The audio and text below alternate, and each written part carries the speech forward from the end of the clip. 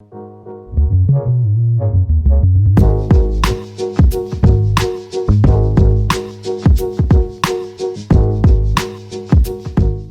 rolls are just such a common bread these days that we just assume they've got to be easy to make. But actually, when you're making them at home and you haven't got enzymes or improvers, and you haven't got provers, you haven't got deck ovens, and you're making them in small batches, it's actually quite hard. And so many bakers at home really struggle with it. So I'm going to show you how to make them with normal ingredients and just a slight change of technique. It's mainly in the kneading process. So to start off with, we've got some nice white flour, 1.1 kilos of white bread flour. It's a British type. I will link it below in the description what type it is. So white flour. To that we're going to add some sugar. And for this we're going to need 17.6 grams. That can go in with the flour.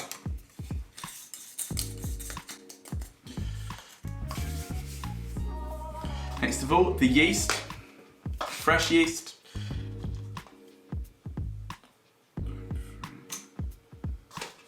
We're going to use 24.5 grams,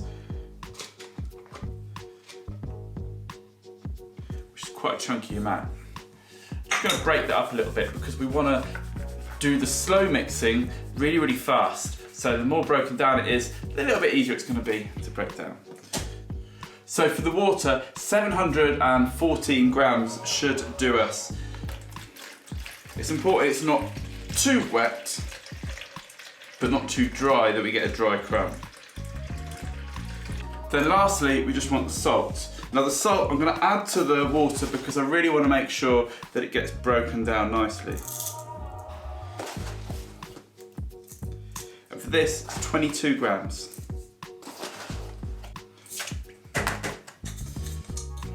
There. Oh, and I forgot. We also need to add oil. And it's only a little bit. So we're looking at 5.5 grams, okay? So not much for this size of dough, but it does give it just a little bit of sheen and a bit of golden colour, which is really important. Okay, so I've got a timer here, which we'll use in a second. First of all, just going to give this salt a good whisk in.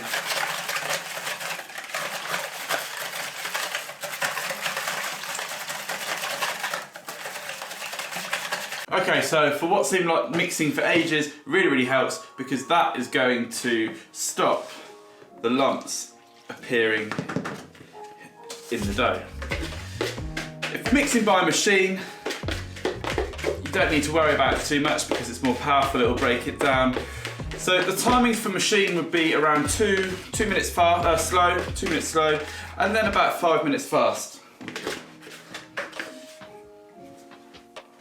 By hand, what we're going to do is we'll set a timer so we can keep an eye on how long we've taken.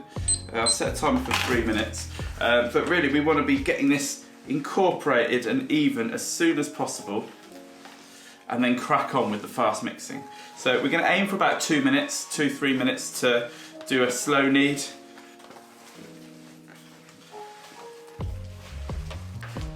Oh, forgot the oil. Put the oil in.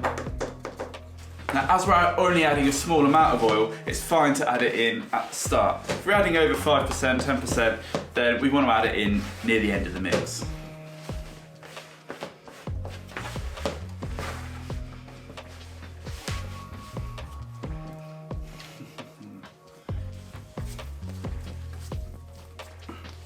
Now, it's taken a bit of a minute or two to kind of gel together. It kind of looked like, oh, I was going to have to add a bit more water, but it's got there and it's starting to feel really good.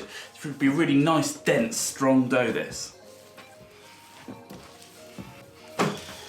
Okay, so after 3 minutes roughly, it's incorporated. We've got a fairly even consistency. We're good to go really with the fast kneading. Now, the reason for a short, slow mixing is because we don't want the gluten to get too strong. We want it to be small, compact structure, a little bit irregular, so and without as much strength. That's going to give us our soft crumb. So now we're going to hit this up with 6 minutes, and start fastening.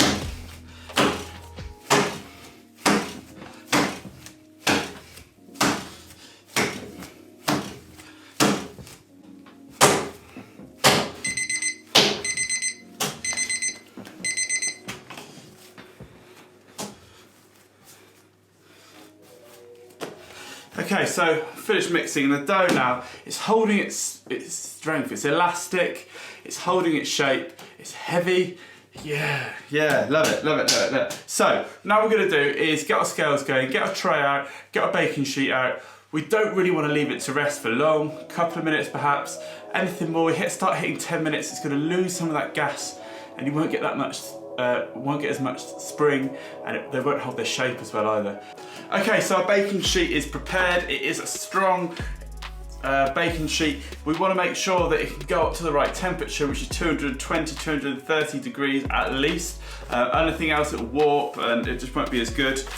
We've got our oven on, baking stones heating up, and we've got on here some baking sheets. These are the reusable ones that, well, they kind of need clean, but hey ho. So now we're going to divide our dough. No flour on the table, it's just not necessary. So we're going to hit it into 110 gram pieces. So let's just chuck that on there. Okay. What we're going to do is just shape it like that with our hands. So we're cupping it in a nice circular motion and we're putting pressure on, and as the roll gets rounder and rounder, as it's hitting the edges of our hand round here, we're going to start clenching our hand from almost a flat to a curve like that, and that will create that nice round bap shape that you want. So, it does get harder if you leave one on the side for a minute though, then you have to do that. Okay, one roll. So we always take the roll that was left first, that was divided first.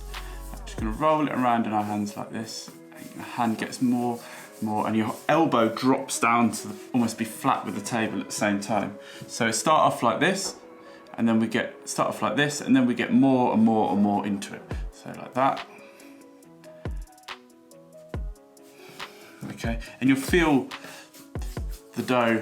If you can get that first little stage, if you get to there, that's the easy bit, that's the hard bit. Then it's just this bit here, just go around in a circle till we get that nice even shape. So next up, we just need to flatten them. Now, it's not essential, you don't have to, but if you want a nice batching, if you want that kind of burger sort of roll, then you do need to. If you want kind of like what's a bit more trendy with like the brioche baps when they're stacked up layer, then that's fine. You don't batch them, you leave them as it is. But that's the effect I want to get. Now you can use and should probably use a rolling pin. However, the lid on the top of this tray is just too high up that it doesn't really do anything. So I'm just going to use my hand, which is perfectly acceptable. Just means you get slightly irregular finish on the top. So just going to push it down like this. Try not to add any flour. Adding flour does kind of ruin the look if you're putting it on right now. You're better off, if you want to add flour to your baps and make floury baps, is to add it on right at the end, lightly, before it goes in the oven. I'll spray here and put it on the mister setting. And just give it a light little dust spray like that. That'll just keep it from drying out, okay? It's really, really important that the rolls don't dry out. You could put a damp tea towel over the top, but I kind of get a bit nervous about that because you can end up putting too much. It can be too damp and then the water starts seeping in, it can get too heavy, the rolls don't want to push up on it, and you get that kind of imprint from the tea towel left on the surface. So I prefer to spray, but it's absolutely up to you. The challenge is obviously if you do have a prover at home, that's going to be ideal for these sort of things. Generally in artisan baking, we want to do long fermentation, and that's why this recipe is different. This recipe doesn't have a bulk ferment, and it has a relatively short final proof time of about 2 hours. Okay, so two and a half hours later, and our baps are now looking like that. They're nicely batched. They're ready to go in the oven. Now, you will get a bit more oven spring. They will get bigger in the oven, which is exactly what we want. So don't be afraid too much of thinking, oh, they're not quite big enough. You're gonna get an extra probably quarter lift out of these.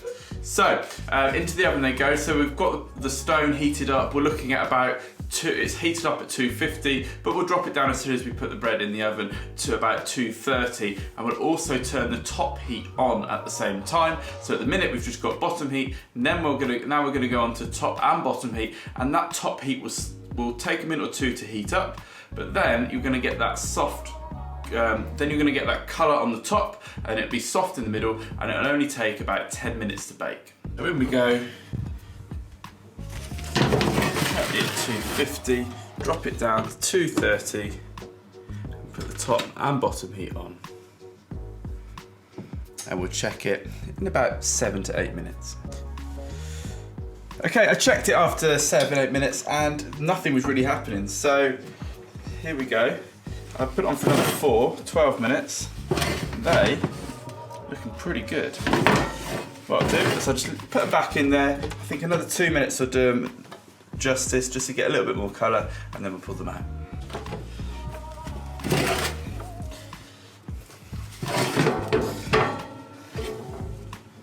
Now, something really important to do as soon as you take these rolls out of the oven is give them a good old bang, like that.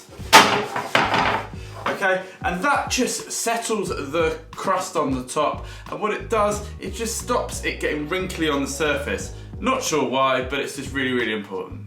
So, we're gonna just pop these on the cooling rack and allow these to cool.